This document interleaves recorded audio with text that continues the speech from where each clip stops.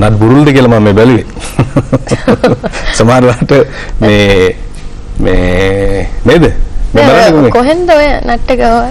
ඒක තමයි අත වශයෙන්ම දැන් මේ වගේ දෙයක් ගත්තොත් මේක කාර්මික පැත්තට හරව ගන්නත් පුළුවන්. ඒව නැත්තම් මේකෙන් පොඩි මැජික් එකක් කරන්නත් පුළුවන්. ඒකත් කලාවක් නේ? ඒකත් කලාවක්.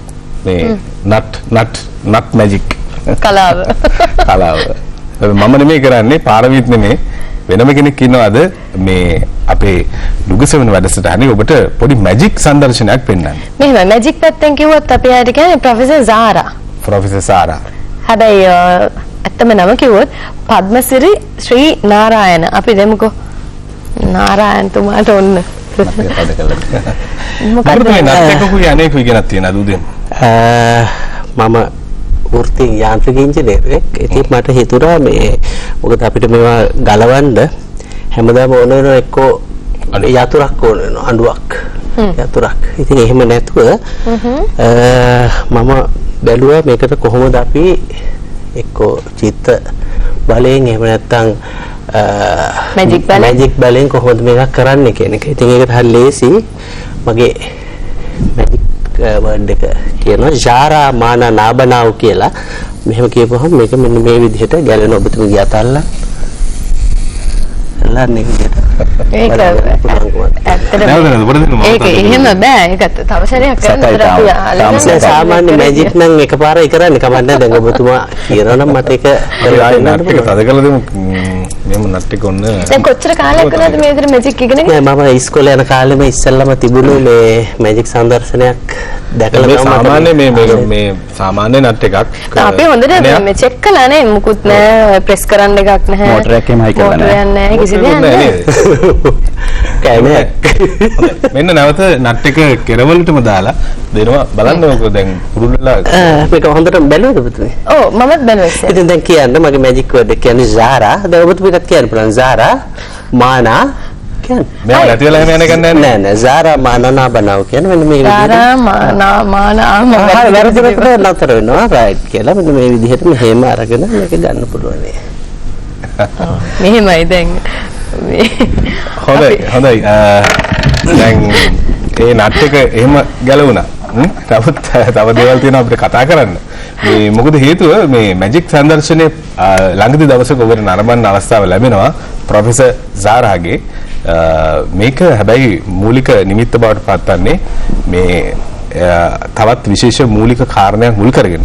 පාරමි කියන්න බලන්න ඒක ඇයි මේ සංදර්ශනේ පවත්වන්න හේතුව? ඔව් දැන් මේ පද්මසිරි ශ්‍රී නාරායන මහත්මයාත් එක්ක මාලින් කරවිට මහත්මයාත් ඉන්නවා. ඒ නිසා ඔහු මේ පසුපස ඉඳලා ලොකු ශක්තියක් දෙනවා. හරි ඔහොම තමයි කරන්නේ. හරි ඒ වාක්‍ය කියන්නේ වචනේ කියන්නේ දෙන්නම පිළිගන්න අපිට අයිබෝන් කියන තරගය. දැන් අපි ඉස්ලාම් දැන් මාලින් මහත්මයාගෙන් අහනවා. ඇයි මේ විදිහේ මැජික් සංදර්ශනයක් යාළුවත් එක්ක එකතු වෙලා කට්ටියම එකතු වෙලා පවත්වන්නේ? මොකද්ද මේ නිමිත්ත?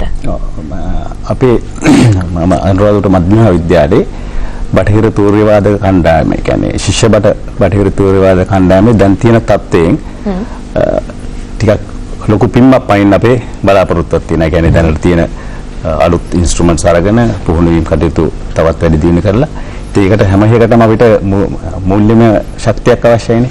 ඉතින් අපි මුලින්ම කරේ ඒකේ සංගමයක් පිටව ගත්තා. අපේ බෑන්ඩ් එකේ කලින් හිටපු සියලුම සමාජිකයන් රැස් කරලා. ඉතින් ඒකෙන් අපි තීරණය කරා මේ වගේ ඉවෙන්ට් එකක් ඕගනයිස් කරලා අපි මේකට මූල්‍යමය මේ ප්‍රතිපාදන මේවා කරගන්නවා කියලා. ඉතින් ඒ වෙලාවේ තමයි මේ පද්මසිරි ශ්‍රී නාරායන අපේ බෑන්ඩ් එකේ මුල්ම බෑන්ඩ් එකේ හිටපු සමාජිකයෙක් පොඩි කාලේ ඉඳන් මැජික් පෙන්නනවා. මේ පන්තියේදීත් හිටපු අපේ සල්ලි හිම දෙතුනම පද්මසිරි ගම ගිහිල්ලා අල්ලගන්න. මේ ඉතින් මෙයාගේ ඇත්තම මෙයා සිය කැමැත්තෙන් ඉදිරිපත් වෙලා ඔක්කොම කාලය ධනෙ ශ්‍රමය සියල්ලම මේවා කරගෙන ස්වේච්ඡාවෙන් ඉදිරියට වුණා. අපේ සංගමයේ මුලින්ම පවත්වන මේ මුදල් එක්කස් කිරීමේ මේකට මෙයාගේ මැජික් ෂෝ එකක් කරන්නේ. ඒක තමයි අපේ මූලික ප්‍රවණතාවය. ඇත්තටම බෑන්ඩ් එකේ දැනට අවශ්‍ය ඒකට අවශ්‍ය අඩුපාඩු ටික සකස් කරගෙන හොඳ පුහුණුවීමක් කරලා මේ ඉස්සරහා අවුරුදු 3 ඇතුළත ලංකාවේ කැඩට් බෑන්ඩ්ස් අතර 10 වෙනි ස්ථානයේ පසු වෙන බෑන්ඩ් එකක් තැනට ගේන්න ඕනේ. 10 අතරට. ඔව් අපිට තව මැජික් එකක් කරලා පෙන්නන්න පුළුවන්. දැන් අපි එහෙනම් මෙහෙම කරමු. දැන් මේ මෙතුමා කිව්වනේ මේ මොකද්ද සල්ලි නැති වුණොත් කියලා. දැන් මම ලොකු සල්ලි තියාගන්න දැන් ඒ කාලේ දැන් සල්ලි ප්‍රශ්නයක් කිව්වනේ. ඉතින් මම කැමති ඒ නිසා සල්ලි මම දැන් මොකද මට මෙතන කැමරා කීපයක් තියෙන හොරකම් කරන්න බෑනේ. ඉතින් හරි ඔබතුමීගේ අත ඉස්සරහට දෙන්නකෝ. දකුණුවටද? ඔව් කැමති. මට පහසුවට රයිට්. මෙහෙම තියාගන්න.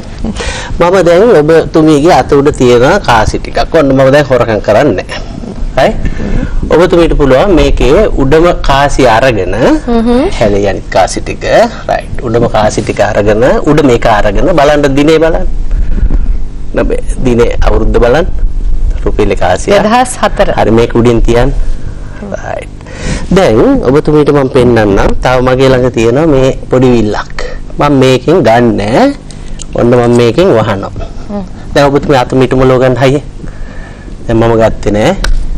ගත්තේ නෑ. දැන් මහත්මයා බලන්න මේ තව මුද්දක් මේ විල්ලක් තියෙනවා. මගේ අතේ පාද.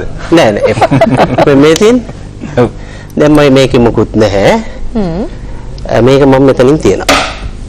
දැන් මගේ අතේ මොකුත් නැහැ. දැන් මම හොරකම් කරන්නේ නැහැ. ඔන්න මම මෙහෙම අරගෙන Zara මානනා බනව කියලා මම මේකට මෙහෙම දානවා. කොහොමද දාන්නේ? Zara. ඔව් අහක බලන්න එපා. මම හොරෙන් ගනි. හොඳට තද කරගන්න. ඕන අත් දෙකෙන්ම තද කරගන්න. මම දැන් මෙන්න මේ විදිහට ගන්නවා. මෙන්න මේ විදිහට දාලා හේම හිමීට අරගෙන මම මෙතනින් මෙන්න මේ විදිහට සල්ලි ටික ගන්නවා. ඔක අතමිට බලන්න එපා. දැන් බලන්න අවුරුද්ද හරිද කියලා. හරිද? හරි. තියන්න. ඔක තියන්න. රයිට්. දැන් ඔබතුමී ඔක හිමීට දිගාරෙන්.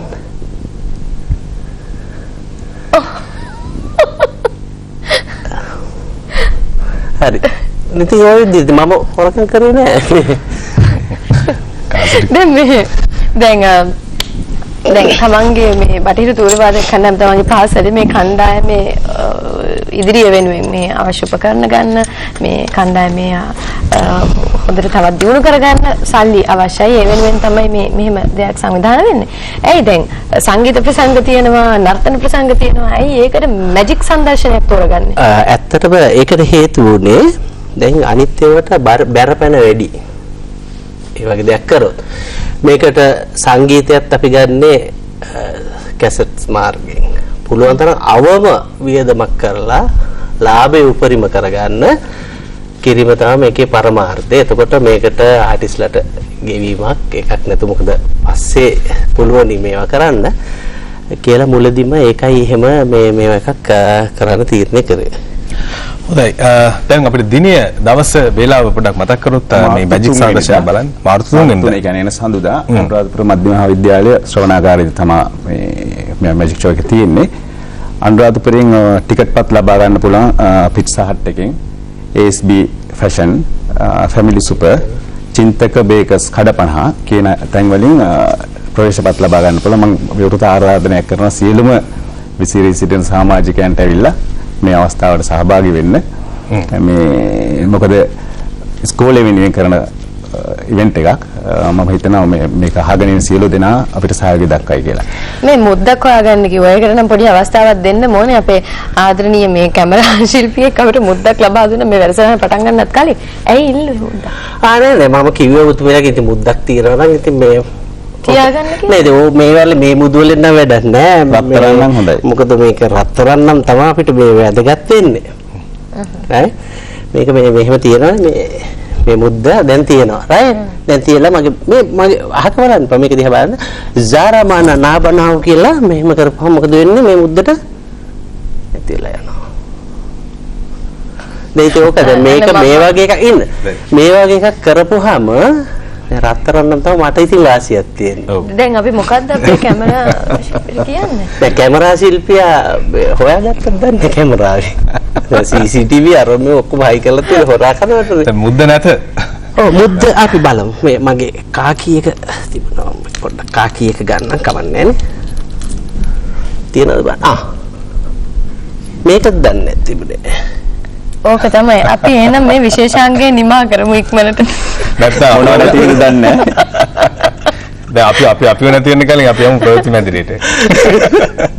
මම මෙන්න මුද්ද නැවත ආවා. මේක කොහොමද මේ අතේ තිබ්බ එක මේ පිටිපස්සට ගියේ කියලා තමයි මම බලන්නේ. මම බලන් හිටියා මට නම් අල්ලගන්න. ඔය ඔක්කොම ප්‍රශ්න වලට විසඳුම් අරගෙන මේ කවදද මාත් තුන්වෙනිකට එන්න කියන්න තව විශේෂ දේවල් තියෙනවා. ලංකාවේ කවදාකවත් දැකපු නැති තව මේ විශේෂාංග ගොඩක් එක්ක පන්දුසිටිගේ වැඩ බලා ගන්න පුළුවන්. සඳුදාට අනුරාධපුර මධ්‍යම විද්‍යාලයේ ශ්‍රවණාගාරයට ආවනම් ස්තුතියි. ඔබ දෙවොත් ස්තුතියන්ත වෙනවා මේ රූපවාහිනී සංස්ථාවට අපිට මේ අවස්ථාව ලබා දීපු එක සම්බන්ධව. හොඳයි ඔබේ කර්තව්‍ය සාර්ථක වේවා කියලා අපි ප්‍රාර්ථනා කරනවා. බොහොම ස්තුතියි. ආයිබෝන්.